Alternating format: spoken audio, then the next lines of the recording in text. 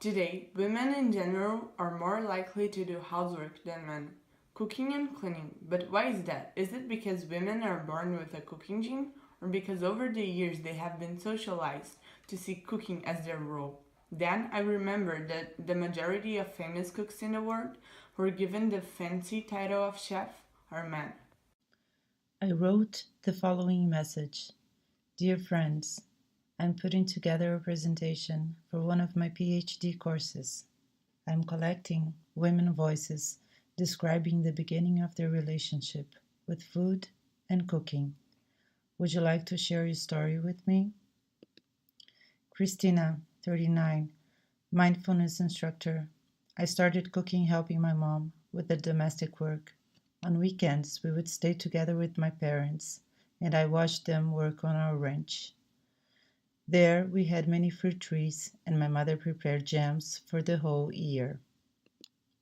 I loved being involved in this process that started by planting the trees, taking care of it, learning to wait for the right time to harvest, and finally the preparation of the jam. Eating and cooking connects me to the ground, and it makes me feel as well like a fruit of the earth. Flavia, 42, conflict mediator. Cooking is for me an act of freedom, of taking care of myself and others by being able to nurture. I invest more and more time in doing it because it promotes the experience of learning about myself. Cooking reminds me of my childhood, my grandma, my mom. It is carved in my history as an act of being in touch with the feminine, mother, grandma, and me, girl. My relation and memories with them comes mainly by this art act of cooking. Angela, 71, writer. I learned how to cook when I got married and moved to a small city in the countryside of Venezuela. I didn't know how to prepare anything, and I faced lots of difficulty. I'm quite awkward and frequently burn myself and let things burn. I began learning and started loving to improvise and invent simple and beautiful recipes. Learning how to cook was one of the things that helped me feel empowered of my own self. It encouraged me to believe in myself and be creative and happy. Lucy, 40, educator.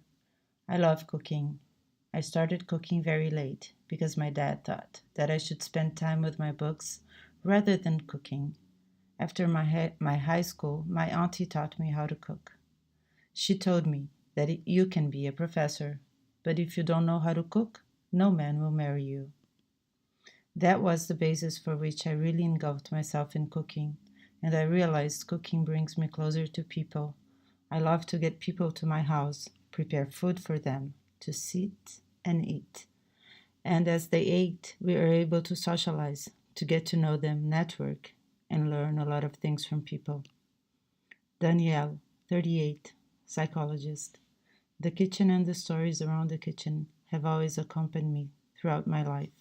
My parents got divorced. My mom, psychologist, worked full time, and when returning home at night, she would start cooking. We sat around the table to eat together, me and her, every night. We would spend hours cooking, eating, and talking. These were very good moments in which we would share everything that happened during the day. These relations left marks, which now I share with my children around the table. We stay together. Joanna, 45, architect. I started to cook observing my father. His passion for cooking made me stay close to him. At first, around the age of 15, I made cakes. I loved to invent flavors. Like my dad, I never follow a recipe. I always create. I got married. I bought a few magazines for the basic rice and beans. I cooked for my husband at that time. With my divorce, I started to cook for my kids, and I still do. I don't always cook with pleasure. However, I find that the act of cooking is also an act of relaxation. Maria, 53, psychoanalyst. Cooking is a trace in my family. My maternal grandma, when young, had a small column in a newspaper about culinary. Many of my memories around cooking and savoring came from all of my grandma's perceptions and surroundings. Simone, 53, journalist. I don't know if I have learned someday how to cook. I just know that I like to invent and to savor. The kitchen can be one of the most inspirational and creative places.